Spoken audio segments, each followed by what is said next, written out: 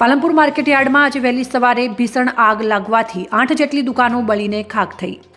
પાલનપુર માર્કેટયાર્ડમાં આજે વહેલી સવારે શોર્ટ સર્કિટને કારણે ભીષણ આગ લાગી હતી અને આ આગમાં 8 જેટલી દુકાનો બળીને ખાખ થઈ હતી। જો કે 10 જેટલા ફાયર ફાઇટરની ટીમે 5 કલાકની જહેમત બાદ આગ ઉપર કાબૂ મેળવ્યો હતો। પાલનપુર માર્કેટયાર્ડની એફ લાઇનમાં આજે વહેલી સવારે આગ લાગવાની ઘટના બની હતી, જેમાં માર્કેટયાર્ડની પેઢી આગળ લટકેલા વીજ વાયરના કારણે આગ લાગી હોવાનું અનુમાન છે અને જોતજોતામાં આગ 10 દુકાનોમાં પસરી ગઈ હતી અને મોટાભાગની દુકાનોમાં વેપારીઓનો માલ બળીને ખાખ થઈ ગયો હતો।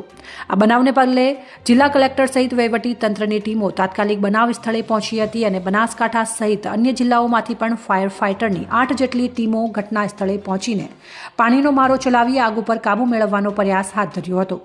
આગની જ્વાળાઓમાં એરંડા, રાયડો સહિતના જે ધાન્ય પાકો પેઢીઓમાં પડ્યા હતા તે પણ સંપૂર્ણપણે બળીને ખાખ થઈ ગયા હતા।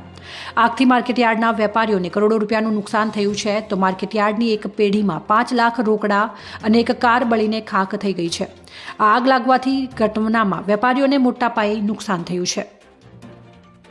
મહત્વની બાબત એ છે કે પાલનપુર માર્કેટયાર્ડના સત્તાધીશો પણ સુરક્ષાને લઈને બેદરકાર છે। માર્કેટયાર્ડની આ પેઢીઓમાં ફાયર સેફટીની પણ વ્યવસ્થા જોવા મળી ન હતી, જ્યારે જિલ્લાના મુખ્ય માર્કેટયાર્ડમાં ફાયર ફાઇટર અથવા પાણીની સુવિધા પણ જોવા મળી ન હતી અને ચોક્કસપણે તંત્રના પ્રયાસથી આગ બુઝાઈ ગઈ હતી। પરંતુ ભવિષ્યમાં પણ આ પ્રકારે ઘટના બને તો માર્કેટયાર્ડના સત્તાધીશોએ હવે સાવચેતી રાખવી જોઈએ।